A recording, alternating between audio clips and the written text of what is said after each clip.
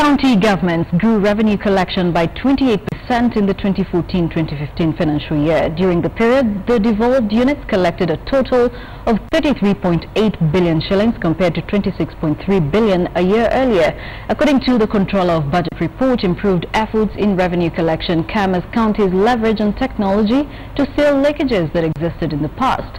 A number of county governments have signed deals with banks and other financial services providers to act as revenue collection agents.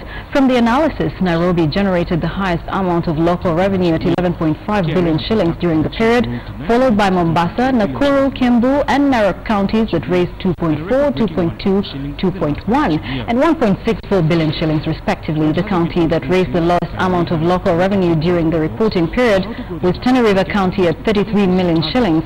County governments have and continue to agitate the national government to increase budgetary allocations, and devolution allowed county governments come up with their own tax structures that have seen some counties devise creative ways to generate cash.